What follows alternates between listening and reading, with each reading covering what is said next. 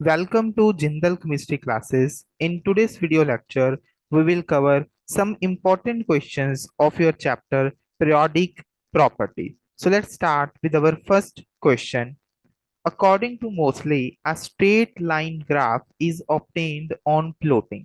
तो देखो इसके लिए आपको रिलेशन पता होना चाहिए कि जो आपने मोजले था, हेनरी मोजले, उसने किस पे काम किया था, इसने क्या बताया था। आप लिख सकते हैं, इसने क्या बताया था कि जो आपकी फ्रीक्वेंसी है, frequency of a spectral line frequency of a spectral line in X-ray is directly proportional to square of square of atomic number, जिसको हम आपके Z से लिखते हैं, atomic number Z। सो देखो इसने क्या बोला कि जो भी आपकी फ्रीक्वेंसी होगी that is directly proportional to the square of your atomic number. और दूसरे तरीके से हम इसको लिख सकते हैं square root of your frequency is directly proportional to your atomic number. तो according to the given options, तो आपका यहाँ पे आंसर क्या बनेगा, आपका third option, the square root of the frequency of the characteristic X-ray of an element against your atomic number. जब हम यहाँ से प्रोपोर्शनैलिटी का साइन रिमूव करते हैं तो यहाँ पे आपका क्या आता है, एक सिंबल ए आता है and that is Z minus B. This is the Henry Moseley line equation. This is a Henry Moseley line equation. ये उसने इक्वेशन दी थी, that is the equation of a straight line line plot. और अगर हम यहाँ पे graph plot करेंगे आपके square root of your frequency के बीच में और आपके एटॉमिक नंबर के बीच में, तो यहाँ पे देखिए आपको क्या मिलेगा, square root of your frequency is equals to A Z. A and B are your constant, A and B are your constant, ध्यान रखना। तो यहाँ पे आपको स्लोप क्या मिलेगा, ए मिलेगा, और इंटरसेप्ट क्या मिलेगा, माइनस ए बी। तो ध्यान रखना आपका यहाँ पे जो कर्व आएगा that is a straight line with the slope equal to a and intercept equal to ab। ध्यान रखना a और जो b है वो आपके क्या है, कांस्टेंट है, वो आपके एलिमेंट पे डिपेंड करेंगे कि आप कौन सा एलिमेंट चूज करते हैं। तो इस क्वेश्चन का आंसर क्या बनेगा, आपका थर्ड ऑप्शन। सेकंड क्वेश्चन है, मोजले इक्वेशन पे ही डिपेंड है। कहते हैं वहां पे आपको एक स्ट्रेट लाइन मिल रहा है जिसका एंगल कितना है, 45। देखो मैंने अभी आपका मोजले इक्वेशन लिखा वो ये था। तो यहाँ पे जो आपकी स्लोप होती है दैट इज tan थीटा, वो किसके इक्वल गिवन है, आपको ए के इक्वल है। और आपको थीटा कितना दिया है यहाँ पे आपका 45। तो tan 45 इज इक्वल्स टू ए, और tan 45 कितना होता है आपका 1 के इक्वल होता है। किस तरह इक्वल होता है, आपके 1 के इक्वल होता है। और आपको यहाँ पे जो y इंटरसेप्ट दिया है वो 1 दिया है। तो इंटरसेप्ट क्या है आपका भाई, ए बी। तो ए बी की वैल्यू कितनी है, 1। और आपको ए आपने 1 कैलकुलेट किया है, ए की वैल्यू 1 है। सो यहाँ पे ए की वैल्यू को 1 पुट कीजिए, ए 1 इंटू बी इक्वल टू 1। तो यहाँ से बी कितना आ गया आपका, 1 आ गया। तो ए की वैल्यू 1 आ गई और बी की वैल्यू 1 आ गई। अब वो बोल रहे हैं कि व्हेन द फ्रीक्वेंसी इज 25 पर सेकंड, 25 पर सेकंड मतलब 25 हर्ट्ज है, तो एटॉमिक नंबर बताइए क्या है। तो आपकी फ्रीक्वेंसी की वैल्यू कितनी है भाई, फॉर्मूले में पुट कीजिए 25, ए की वैल्यू 1 है, जेड आपको फाइंड करना है, माइनस ए बी की वैल्यू कितनी है आपकी 1। तो यहाँ से आप सॉल्व कर लीजिए, कितना बनेगा 5 इक्वल टू जेड माइनस 1। तो यहाँ पे आपको जेड की वैल्यू जो एटॉमिक नंबर है वो कितना आ जाएगा आपका, 6 आ जाएगा। तो इसका आंसर क्या बनेगा आपका, सेकंड ऑप्शन। थर्ड कहते which of the following order is not in accordance with the property stated against it. कौन सा इनमें से आपका इनकरेक्ट है ये बताना है। पहला आपको गिवन है fluorine is the oxidising agent and iodine is the least oxidising power होता है। तो सही बात है, फ्लोरीन की इलेक्ट्रॉन को एक्सेप्ट करने की टेंडेंसी सबसे ज्यादा है। तो जो इलेक्ट्रॉन को एक्सेप्ट करेगा that is your strong oxidising agent. तो ये तो ऑर्डर बिल्कुल सही है। सेकंड देखिए, acidic in order in water, तो बिल्कुल सही ऑर्डर है। देखो जैसे जब आप एक पीरियड की बात करते हो, जब आप एक पीरियड की बात करते हो वहां पे आपका जो इलेक्ट्रोनेगेटिविटी है वो डोमिनेट करती है ओवर साइज, वो डोमिनेट्स करती है आपके ओवर साइज के ऊपर से। पर जब आप एक ग्रुप की बात करते हैं तो ग्रुप में जो आपका साइज फैक्टर होता है, साइज जो फैक्टर है वो डोमिनेट करता है। साइज फैक्टर क्या करता है आपका, डोमिनेट करता है ओवर इलेक्ट्रोनेगेटिविटी फैक्टर। क्लियर है पॉइंट। तो यहाँ पे क्या है आपका HI, HBr, HCl and HF है। तो ये आपके पीरियड में आपके ग्रुप में प्रेजेंट है। तो जैसे जैसे आप डाउन द ग्रुप जाओगे तो आप देखोगे आपके फ्लोरीन का बॉन्ड सबसे छोटा है हाइड्रोजन के साथ, और जैसे जैसे आप नीचे जाओगे आपका जो आयोडीन के साथ इसका बॉन्ड होगा वो सबसे बड़ा होगा। और बॉन्ड सबसे ज्यादा बड़ा होने के कारण, साइज डिफरेंट होने के कारण यहाँ से हाइड्रोजन आपका इजिली बाहर जा सकेगा। तो जो हाइड्रोजन को इजिली रिलीज करवाएगा वो ही क्या होगा आपका मोस्ट एसिडिक होगा। तो दैट मीन्स सेकंड ऑप्शन क्या है आपका बिल्कुल सही है। थर्ड की अगर मैं बात करूं इलेक्ट्रोनेगेटिविटी की, तो आपको पता है भाई fluorine is the most electronegative in the whole periodic table. तो थर्ड भी आपका क्या है बिल्कुल सही है। तो अगर हम बात करें आपके फोर्थ की, तो फोर्थ में आपको गिवन है बॉन्ड डिसोसिएशन एनर्जी का ऑर्डर, ये गलत है और that is your correct answer. Fourth ही आपका करेक्ट आंसर है। कैसे भाई? देखो बॉन्ड डिसोसिएशन एनर्जी का मतलब आपको कितनी एनर्जी देनी पड़ रही है बॉन्ड को क्लीव करने के लिए। अब देखिए, वैसे तो आपको ये पता होना चाहिए, देखो फ्लोरीन फ्लोरीन का देखो क्या है, साइज बहुत ज्यादा छोटा होने के कारण, और इनमें क्या है लोन पेयर प्रेजेंट, तीन तीन लोन पेयर प्रेजेंट है यहाँ पे। तो इनमें लोन पेयर रिपल्शन बहुत ज्यादा होता है। साइज छोटा होने के कारण जो इनके लोन पेयर हैं वो आपस में बहुत ही अच्छे से क्या करते हैं, रिपेल करते हैं। और रिपल्शन के कारण जो ये आपका फ्लोरीन फ्लोरीन का बॉन्ड होता है ना, ये क्या हो जाता है आपका वीक हो जाता है और इजिली क्लीव कर जाता है।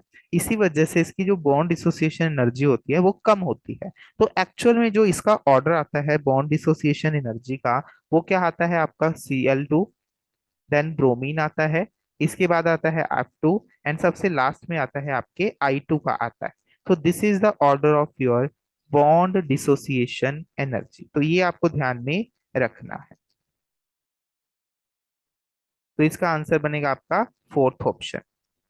Moving to your next question, कहते हैं एक एलिमेंट है X occurs in short period having configuration NS2 NP1, कहते हैं उसका फॉर्मूला और nature of the oxide is. देखिए जो आपका एलिमेंट है उसके वैलेंस में कितने इलेक्ट्रॉन है, 3 है।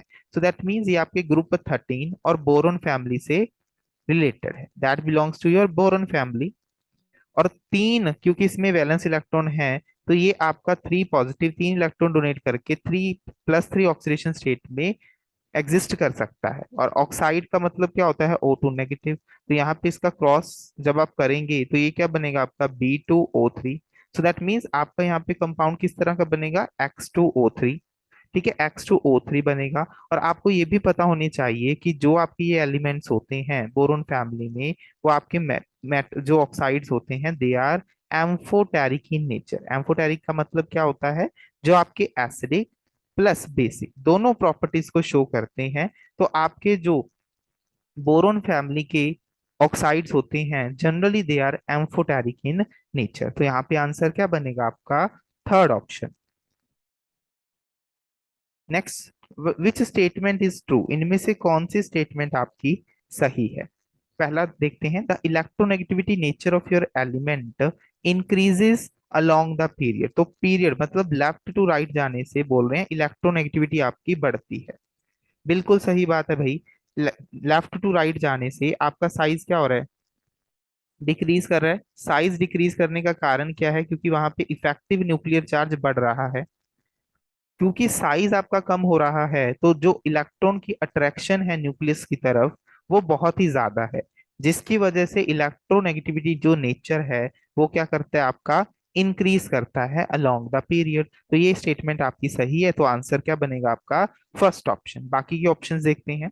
कहते इलेक्ट्रो पॉजिटिव वैल्यू वो कहते इंक्रीज करते हैं, नहीं। आपका इलेक्ट्रो पॉजिटिव का मतलब होता है जो इलेक्ट्रॉन को डोनेट कर सकता है। तो मतलब यहाँ पे तो आपका अट्रैक्शन बढ़ रहा है ना इलेक्ट्रॉन का न्यूक्लियस की तरफ। जैसे जैसे आप लेफ्ट टू राइट जा रहे हो तो साइज कम होने के कारण न्यूक्लियस और इलेक्ट्रॉन के बीच में जो अट्रैक्शन है वो इंक्रीज हो रहा है।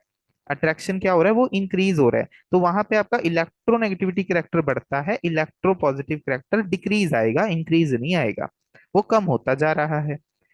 तो आपका ये स्टेटमेंट इनकरेक्ट है। Third, the chemical reactivity of element increases along the period. देखो इंक्रीज नहीं करती, वो क्या करती है भाई आपकी डिक्रीज करती है।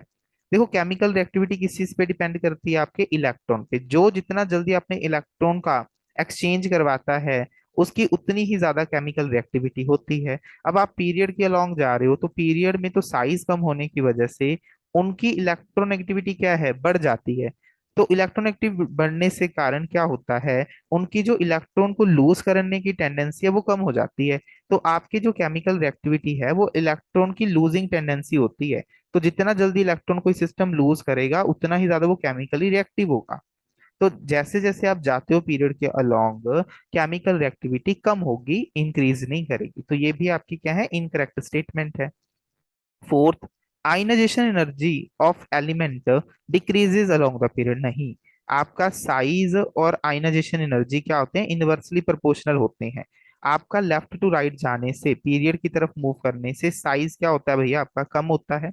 साइज कम होने की वजह से आपके जो इलेक्ट्रॉन है न्यूक्लियस की तरफ बहुत ही अच्छे से अट्रैक्ट होते हैं। और अट्रैक्ट होने के कारण उनकी जो आयनाइजेशन एनर्जी है वो बढ़ जाती है। क्यों? क्योंकि आयनाइजेशन एनर्जी क्या होती है, इलेक्ट्रॉन को बाहर निकालने के लिए कितनी एनर्जी चाहिए। अब जब इलेक्ट्रॉन आपके न्यूक्लियस की तरफ बहुत ही ज्यादा अट्रैक्ट हो चुका है तो वो बाहर कैसे जाएगा, तो उसको निकालने के लिए तो आपको बहुत ज्यादा अमाउंट ऑफ एनर्जी देनी पड़ेगी ना। इसी वजह से वहां पे जो आपकी आयनाइजेशन एनर्जी होती है that is very high. Along the period ionisation energy क्या करती है आपकी, इंक्रीज करती है। तो ये आपका क्या है, ये भी आपका क्या है, इनकरेक्ट है। तो इसका आंसर क्या बनेगा, जो करेक्ट ऑप्शन है इनमें से, that is your first option. Next question कहते the correct sequence of increasing order of density. देखो डेंसिटी किसके इक्वल होती है, that is equals to mass by volume, that is equals to mass by volume. दोनों factor पे depend करती है। Generally देखो अगर हम बात करें आपके अलोंग द ग्रुप की, तो जैसे जैसे आप डाउन द ग्रुप जाते हो तो आपका मास बढ़ता जाता है। मास बढ़ने से आपकी डेंसिटी क्या होती है, बढ़ती है। और साथ में देखो जैसे जैसे नीचे जा रहे हो आपका वॉल्यूम भी तो बढ़ता है ना। वॉल्यूम बढ़ने से आपकी डेंसिटी क्या होती है, डिक्रीज करेगी, क्योंकि they are reciprocal to each other. तो दोनों में से आपका जो मास वाला फैक्टर है वो ज्यादा डोमिनेटिंग होता है। ज्यादा डोमिनेटिंग होने की वजह से इसीलिए हम बोलते हैं कि डाउन द ग्रुप डेंसिटी क्या होगी आपकी, इंक्रीज करती है। बट यहाँ पे एक चीज आती है आपके सोडियम और पोटाशियम में। सोडियम और पोटाशियम में क्या आता है कि यहाँ पे जो वॉल्यूम का चेंज है ना, जो अटोमिक वॉल्यूम है of potassium, atomic volume of जो पोटाशियम है that is greater than the volume of your sodium. Mass में उतना ज्यादा चेंज नहीं आता यहाँ पे। जो आपका पोटाशियम का जो एटॉमिक वॉल्यूम होता है वो बहुत ही ज्यादा हो जाता है। एटॉमिक वॉल्यूम ज्यादा होने के कारण आपके जो पोटाशियम की डेंसिटी है ना वो कम हो जाती है as compare to the density of your sodium. तो ये पॉइंट आपको ध्यान में रखना था इसमें। तो इसी वजह से वैसे तो जनरली डाउन द ग्रुप जाने से डेंसिटी बढ़ती है, तो आपकी डेंसिटी बढ़ेगी डाउन द ग्रुप।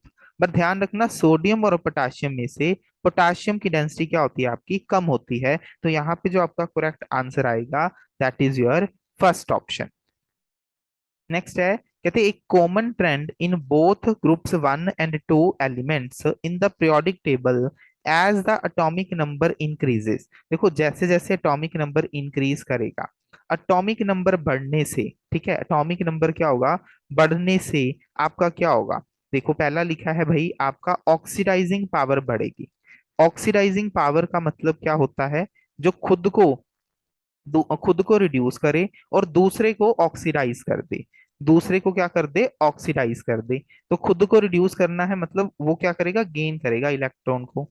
अब देखो जैसे जैसे आप डाउन द ग्रुप जा रहे हो एटॉमिक नंबर बढ़ रहा है। एटॉमिक नंबर बढ़ने से आपका साइज बढ़ता जाता है due to addition of new shells. आपकी शेल्स जो हैं आपकी वो ऐड ऑन होती जाती हैं और जिसकी वजह से आपका साइज क्या है, बढ़ता चला जाता है।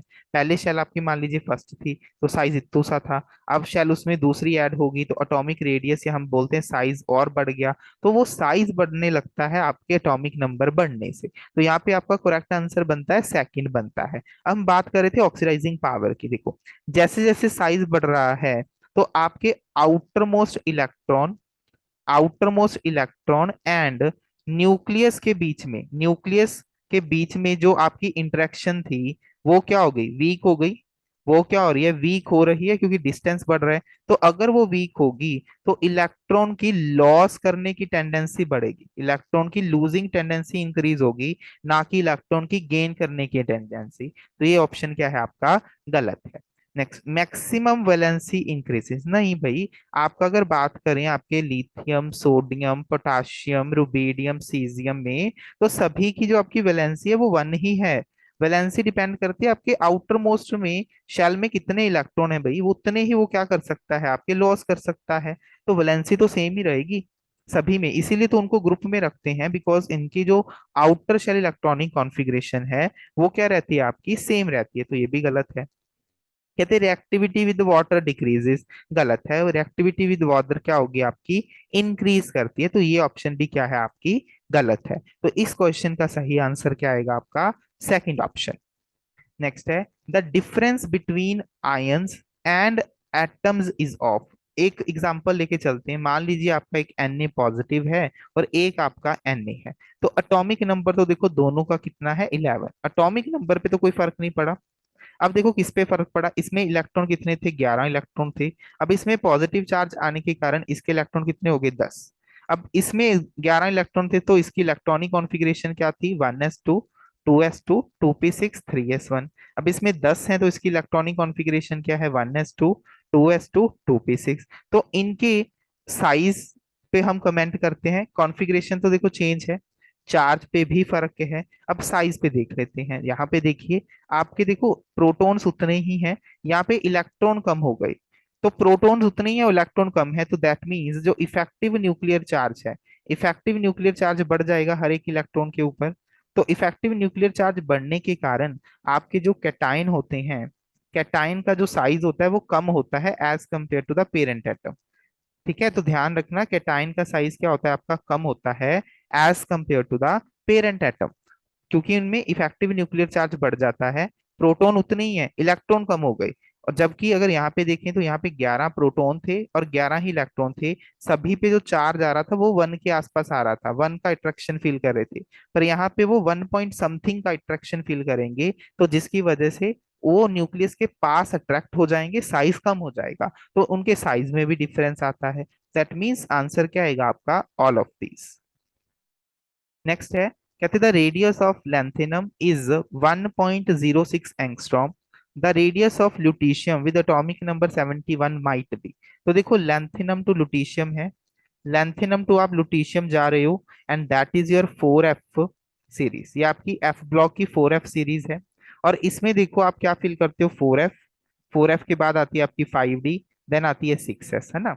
तो इसमें देखो होता क्या है, जब आप इलेक्ट्रॉन फिल करते हो तो जो आपके 4f हैं और जो आपके 5d हैं, इनकी जो शील्डिंग पावर होती है, इनकी जो शील्डिंग पावर होती है, that is very very less, that is very very poor. और जिसकी वजह से जो यहाँ पे न्यूक्लियस है आपका, उसका जो अट्रैक्शन है वो एस की तरफ बहुत ही ज्यादा अट्रैक्शन हो जाता है, क्योंकि 4f और 5d का शील्डिंग पावर क्या होता है आपका, कम होता है।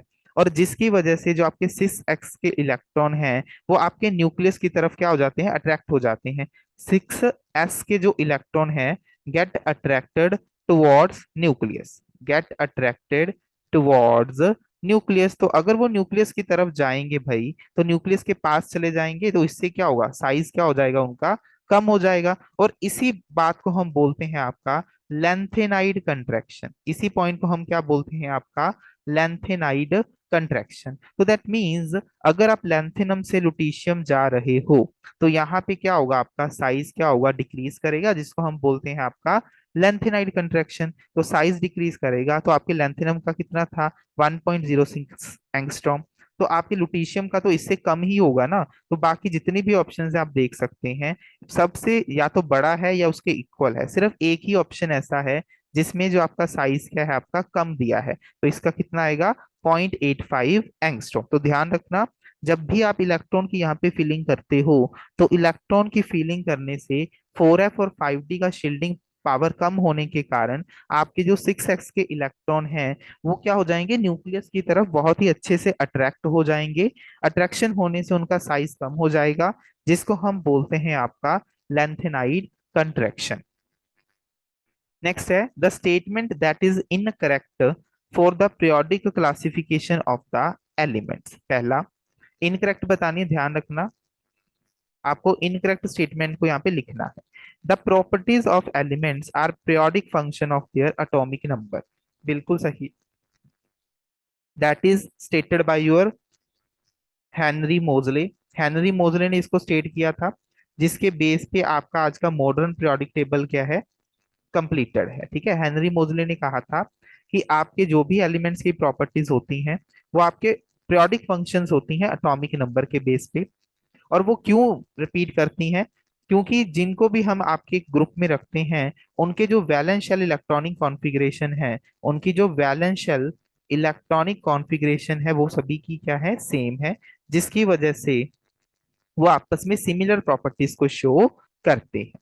Second, non metallic elements are lesser in number than metallic elements. बिल्कुल सही है, आपके जो मेटल्स हैं वो एस ब्लॉक और डी ब्लॉक के होते हैं, एफ ब्लॉक भी जनरली मेटल्स ही होते हैं, और आपके जो पी ब्लॉक है उसमें भी कुछ कुछ मेटल्स प्रेजेंट हैं। आपके जो नॉन मेटल्स होते हैं जनरली वो पी ब्लॉक में होते हैं। तो इसी वजह से आपके देखो एस डी एंड एफ, इनमें सभी मेटालिक एलिमेंट्स है, तो मेटालिक एलिमेंट्स की जो संख्या है वो आपकी ज्यादा है as compare to your non metallic elements. तो सेकंड ऑप्शन भी बिल्कुल ठीक है। थर्ड की बात करते हैं यहाँ पे आपका, कहते the first ionization energy of elements along a period don't vary in a regular manner with increase in atomic number। कहते वो रेगुलर मैनर में वैरी नहीं करती with increase in atomic number. बिल्कुल सही है, अगर देखें तो अगर मैं आपको बोलूं जैसे आपका क्या है, लिथियम ले लीजिए, बेरिलियम ले लीजिए, boron, carbon, nitrogen, oxygen and fluorine. देखो अगर हम बात करें, देखो अलोंग द पीरियड जा रहे हो साइज कम होगा, साइज कम होने से आयनाइजेशन एनर्जी बढ़ती है, मैंने यही बोला था आपको। पर यहाँ पे भी एक ट्रेंड का थोड़ा बहुत इरेगुलर चेंज आता है। कैसे, जैसे अगर यहाँ पे देखो ये क्या है आपका 1s2 2s2 है, और अगर बोरोन की बात करूं that is 1s2 2s2 2p1। Nitrogen की बात करूं that is your 2s2 2p3, और अगर ऑक्सीजन की बात करूं दैट इज 2s2 2p4। अब देखिए इलेक्ट्रॉन को बाहर निकालना है, बेरिलियम से बाहर निकलेगा इजिली या बोरोन से? देखो बोरोन से इलेक्ट्रॉन को निकालना इजी है, क्योंकि जैसे ही बाहर निकलेगा तो वो आपका स्टेबल इलेक्ट्रॉनिक कॉन्फ़िगरेशन को अचीव कर लेगा, जबकि बेरिलियम तो ऑलरेडी स्टेबल है, तो यहाँ से इलेक्ट्रॉन को निकालना that is a difficult task. इसी वजह से आपके बेरिलियम की जो आयनाइजेशन एनर्जी है वो बोरोन से क्या होती है, ज्यादा होती है। और ऐसे ही आप देख सकते हैं that is your half filled, nitrogen की इलेक्ट्रॉनिक कॉन्फ़िगरेशन क्या है, हाफ फिल्ड है, स्टेबल है।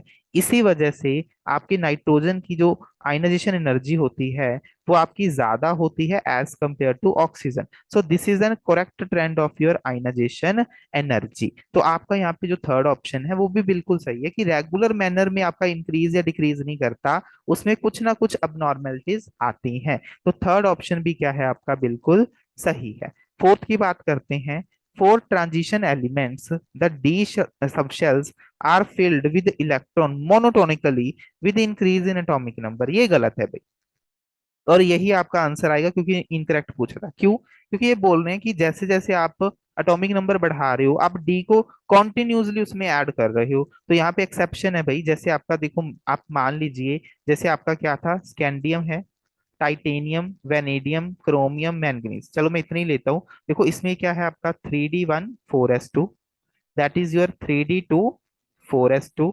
ये क्या है आपका 3d3 4s3। ये क्या होगा आपका 3d4 4s1, सॉरी 4s2। और ये क्या होगा आपका 3d5 4s2। ऐसे ही होना चाहिए, इसका मतलब तो ये मोनोटोनिकली एटॉमिक नंबर बढ़ने से मोनोटोनिकली आप एक एक करके इंक्रीज कर रहे हो। पर यहाँ पे देखिए जो क्रोमियम है इसमें ऐसा नहीं होता, यहाँ पे आपका 4s का एक इलेक्ट्रॉन आपके 3d में क्या हो जाता है, एक्साइट हो जाता है। क्यों हो जाता है? क्योंकि जैसे ही एक इलेक्ट्रॉन इसमें एक्साइट होगा ये क्या हो जाएगा, आपका हाफ फील्ड हो जाएगा। और हाफ फील्ड जो इलेक्ट्रॉनिक कॉन्फ़िगरेशन होती है दैट इज मोर स्टेबल होती है, तो हाफ फील्ड होने की वजह से ये स्टेबल हो जाएगा। तो दैट मीन्स वहां पे अबनॉर्मेलिटीज आती हैं। इसी तरह से जो कॉपर है, कॉपर की इलेक्ट्रॉनिक कॉन्फ़िगरेशन 3d9 4s2 ना होके क्या होती है आपकी 3d10 4s2 होती है, और 4s1 होती है, बिकॉज 3d10 क्या है आपका फुली फिल्ड है, मोर स्टेबल है। तो इसी वजह से आपका जो फोर्थ ऑप्शन है वो इनकरेक्ट है, और आंसर क्या बनेगा आपका यहाँ पे, फोर्थ ऑप्शन।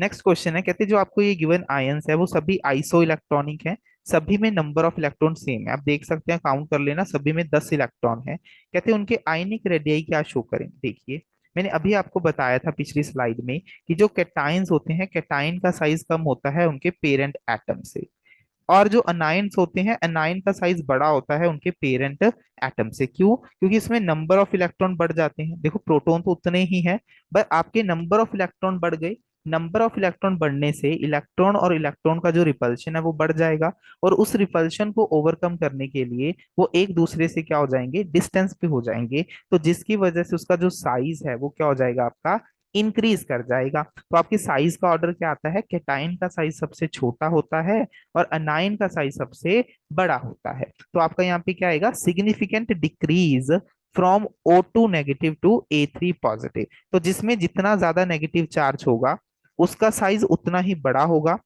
जितना ज्यादा नेगेटिव चार्ज उतना ही साइज आपका बड़ा होगा, और जिसमें जितना ज्यादा पॉजिटिव चार्ज होगा उसका जो साइज होगा वो उतना ही स्मॉल होगा। जैसे एल्यूमिनियम 3 पॉजिटिव और मैग्नीशियम 2 पॉजिटिव की बात करूं, तो एल्यूमिनियम 3 पॉजिटिव पे चार्ज ज्यादा होने के कारण इसका साइज क्या होगा, कम होगा। और अगर मैं बात करूं आपके ऑक्साइड और फ्लोराइड की, तो आपके ऑक्साइड में नेगेटिव चार्ज ज्यादा होने के कारण इसका जो साइज होगा वो सबसे बड़ा होगा। तो यहाँ पे आंसर क्या बनेगा आपका, फोर्थ ऑप्शन। नेक्स्ट है, कहते हैं correct order of acidic strength. देखो आपकी जो एसिडिक स्ट्रेंथ है वो आपकी डिपेंड करती है यहाँ पे ऑक्सीडेशन नंबर पे। जितना ज्यादा आपका ऑक्सीडेशन नंबर होगा एलिमेंट का, उतना ही सब्सटेंस वो इलेक्ट्रोनेगेटिव होगा, और उसका एसिडिक जो करेक्टर है वो उतना ही क्या होगा, आपका ज्यादा होगा। तो यहाँ पे देखो गिवन क्या है आपको, Cl2O7, SO2, P4O10। तो यहाँ से देखिए आपके क्लोरीन की ऑक्सीडेशन स्टेट क्या है, +7 है। यहाँ पे आपके सल्फर की ऑक्सीडेशन स्टेट क्या है, +4 है। यहाँ पे देखिए आपकी फॉस्फोरस की ऑक्सीडेशन स्टेट क्या है, +5 है। तो अगर आप यहाँ पे देखेंगे तो इसके अकॉर्डिंग आपका जो करेक्ट ऑप्शन है वो क्या बनेगा, आपका यहाँ पे फर्स्ट ऑप्शन बनेगा। यहाँ पे ना SO3 कर लीजिए, गलती से SO2 टाइप हो गया, SO3 कर लीजिए, क्योंकि यहाँ पे SO3 में क्या बनेगा, +6 बन जाएगा। तो +6 जितना ज्यादा ऑक्सीडेशन नंबर उसका एसिडिक करेक्टर उतना ही ज्यादा। तो यहाँ पे आंसर क्या बनेगा आपका, फर्स्ट ऑप्शन। यहाँ पे देखिए कार्बन डाइऑक्साइड है +4, नाइट्रोजन डाई आपका N2O5 है +5 है, यहाँ पे देखिए +6 है। तो यहाँ पे ऑर्डर तो बिल्कुल उल्टा लिखा हुआ है, ये तो गलत है। अगर यहाँ की बात करें, ये क्या है आपके सोडियम ऑक्साइड, ये क्या होते हैं आपके बेसिक इन नेचर होते हैं, they are basic in nature. जितने भी आपके देखो सोडियम ऑक्साइड हैं, metal oxides are basic in nature, वो क्या होते हैं आपके बेसिक होते हैं नेचर में। तो ये पॉइंट आपको ध्यान में रखना है। नेक्स्ट है, कहते हैं ट्रांजिशन एलिमेंट्स। ट्रांजिशन एलिमेंट्स का मतलब भाई आपके डी ब्लॉक के एलिमेंट्स। ट्रांजिशन का मतलब क्या होता है, आपके डी ब्लॉक के एलिमेंट्स। डी ब्लॉक के एलिमेंट्स को आपके ट्रांजिशन एलिमेंट्स क्यों बोलते हैं, बिकॉज ये आपके एस और पी ब्लॉक के एलिमेंट्स के बीच में होते हैं। और आपके जो एस ब्लॉक के एलिमेंट्स होते हैं वो सभी के सभी क्या होते हैं, मेटालिक नेचर के। और आपके जो पी ब्लॉक में होते हैं इनमें मोस्टली आपके होते हैं नॉन मेटालिक नेचर के। तो जब आप एस से पी की तरफ जा रहे हो, there is a change from metallic to the non metallic, और उस चेंज को हम बोलते हैं आपका ट्रांजिशन। और क्योंकि डी ब्लॉक के एलिमेंट्स इनके बीच में लाई करते हैं, इसी वजह से इनको हम बोलते हैं आपके ट्रांजिशन एलिमेंट। तो आपके जो डी ब्लॉक के एलिमेंट्स हैं उनको हम बोलते हैं आपका ट्रांजिशन एलिमेंट्स। पहला पॉइंट देखते हैं, दे शो वेरिएबल वैलेंसी, बिल्कुल सही है। मैंगनीज देखिए, मैंगनीज जो है आपका +2 से लेके +7 ऑक्सीडेशन स्टेट को शो करता है। वेरिएबल का मतलब डिफरेंट ऑक्सीडेशन स्टेट को जो शो करे। अगर मैं बात करूं आपके क्रोमियम की, तो क्रोमियम आपका +2 +3 ऑक्सीडेशन स्टेट को शो करता है। आयरन की बात करूं, वो भी आपका +2 और +3 ऑक्सीडेशन स्टेट को शो करता है। तो जो आपके ट्रांजिशन एलिमेंट्स होते हैं वो आपके वेरिएबल ऑक्सीडेशन स्टेट को शो करते हैं। Second, paramagnetic. पैरामैग्नेटिक का मतलब क्या है, उनमें अनपेड इलेक्ट्रॉन होते हैं, बिल्कुल सही बात है भाई। अगर मैं बात करूं आपके क्रोमियम की ही बात कर लेते हैं, तो क्रोमियम में क्या होगा आपका, क्रोमियम में क्या होगा आपका भाई 3d5 4s1। तो इसमें कितने अनपेड इलेक्ट्रॉन आप देख लीजिए, इसमें कितने अनपेड इलेक्ट्रॉन है, 5 इसमें है और एक आपका 4s में है। तो अनपेड इलेक्ट्रॉन होने की वजह से they are paramagnetic in nature. Third, catalytic properties, बिल्कुल सही है, क्योंकि इसमें अनपेड इलेक्ट्रॉन प्रेजेंट होते हैं और ये अपना क्या करते हैं, सरफेस प्रोवाइड करते हैं, और इसी वजह से ये आपका क्या करते हैं, आपका कैटलिस्ट की तरह बिहेव कर सकते हैं। ठीक है, ये आपके वेरिएबल वैलेंसी शो करने के कारण, क्योंकि इनमें क्या है वेरिएबल वैलेंसी शो करने के कारण, ठीक है, ये क्या करते हैं आपका कैटलिटिक प्रॉपर्टी को शो कर सकते हैं। तो इसी वजह से सारे ऑप्शंस आपके ठीक हैं। तो आंसर क्या बनेगा आपका यहाँ पे? All of this. नेक्स्ट है, कहते what is the combining ratio of a number of elements in group one. Group one में जैसे आपका आ जाता है लिथियम, सोडियम और पोटाशियम, तो इनकी वैलेंसी कितनी होती है? +1। विद ग्रुप 17, विद ग्रुप 17 का मतलब क्या हो गया? आपकी हैलोजन फैमिली, और इनकी वैलेंसी क्या होती है भाई? -1। ठीक है, तो जब भी आपको हैलोजन दिखे और आपके अल्कलीन अर्थ अल्कली मेटल्स दिखे, तो ये बहुत ही अच्छे से बॉन्डिंग करते हैं, जैसे आपका NaCl है। तो यहाँ पे इनकी कंबाइनिंग रेशियो क्या होती है? एक Na होता है और एक ही Cl होता है, फॉर एग्जाम्पल, है ना। तो यहाँ पे कंबाइनिंग रेशियो क्या है? 1:1 होता है। तो आंसर क्या बनेगा आपका? Fourth option. The last one, the incorrect match among the following is. तो यहाँ पे गिवन है पहला, इंक्रीजिंग फर्स्ट आयनाइजेशन इंथैल्पी। देखो इसी का ऑर्डर मैंने अभी आपको लिखवाया है कि इसका जो ऑर्डर आता है वो क्या आएगा आपका? बोरोन, देन कार्बन आएगा, इसके बाद आएगा ऑक्सीजन और देन आएगा नाइट्रोजन। क्यों? क्योंकि नाइट्रोजन हाफ फिल्ड होने की वजह से आपका स्टेबल है, और इसी वजह से इसकी आयनाइजेशन एनर्जी ऑक्सीजन से ज्यादा होती है। तो ये आपका इनकरेक्ट है, और इस क्वेश्चन में इनकरेक्ट ही पूछा गया, तो आंसर क्या बनेगा आपका? First option. लास्ट में electron gain enthalpy. Electron gain enthalpy मतलब इलेक्ट्रॉन अफिनिटी की बात करते हैं। इलेक्ट्रॉन अफिनिटी क्या होती है? इलेक्ट्रॉन को लेना, कौन कितना जल्दी इलेक्ट्रॉन को अकोमोडेट कर सकता है। तो देखो वैसे तो हम अगर सोचें तो fluorine is the most electronegative element, तो उसकी इलेक्ट्रॉन अफिनिटी सबसे ज्यादा होनी चाहिए। बट फ्लोरीन का साइज स्मॉल होने के कारण जब एक इलेक्ट्रॉन जो एक्स्ट्रा इलेक्ट्रॉन आएगा उसमें किस में जाएगा? वो 2p में जाएगा, और 2p में जाने के कारण इलेक्ट्रॉन और इलेक्ट्रॉन के बीच में रिपल्शंस होंगी, और सिस्टम क्या बन जाएगा आपका? अनस्टेबल बन जाएगा। इसी वजह से फ्लोरीन की जो इलेक्ट्रॉन अफिनिटी होती है वो आपके क्लोरीन से कम होती है। क्यों? क्योंकि क्लोरीन में जो भी इलेक्ट्रॉन जाएगा वो आपके 3p में जाएगा, और 3p का जो साइज होता है कंपैरेटिव टू 2p वो बड़ा होता है। इसी वजह से वहां पे जो इलेक्ट्रॉन इलेक्ट्रॉन रिपल्शंस होंगी वो कम होंगी। वो उसको क्या कर लेंगे? काउंटर बैलेंस कर सकता है आपका जो आप एनर्जी प्रोवाइड करते हो, जो जहां से आपकी जो एनर्जी है इलेक्ट्रॉन अफिनिटी से वो रिलीज होगी। तो इसी वजह से जो आपका क्लोरीन है उसकी इलेक्ट्रॉन अफिनिटी ज्यादा होती है फ्लोरीन से। तो ये आपका ऑप्शन क्या है? बिल्कुल करेक्ट है। थर्ड, इंक्रीजिंग मेटालिक रेडियस, बिल्कुल सही है। अभी डाउन द ग्रुप साइज बढ़ेगा, साइज बढ़ने से क्या होगा? आपका जो न्यूक्लियस और आउटर मोस्ट इलेक्ट्रॉन का डिफरेंस है वो बढ़ता है, एटॉमिक रेडियस क्या होगा आपका? इंक्रीज करेगा। तो थर्ड ऑप्शन भी बिल्कुल ठीक है। लास्ट में देखो फिर से वही ऑर्डर की बात है, तो मैंने बताया था आपके कैटायन का जो साइज होता है वो सबसे कम होता है, और अनायन का साइज बड़ा होता है। तो कैटायन पे जितना ज्यादा पॉजिटिव चार्ज होगा उसका साइज क्या होगा? उतना ही स्मॉल होगा, स्मॉलेस्ट साइज होगा। और जिस अनायन का जितना चार्ज ज्यादा होगा तो उसका जो साइज होगा वो उतना ही क्या होगा? आपका लार्ज होगा। So that's all for this chapter. I hope आपको वीडियो सॉल्यूशंस करके अच्छा लगा होगा। तो kindly like, comment and subscribe to my YouTube channel. Happy learning!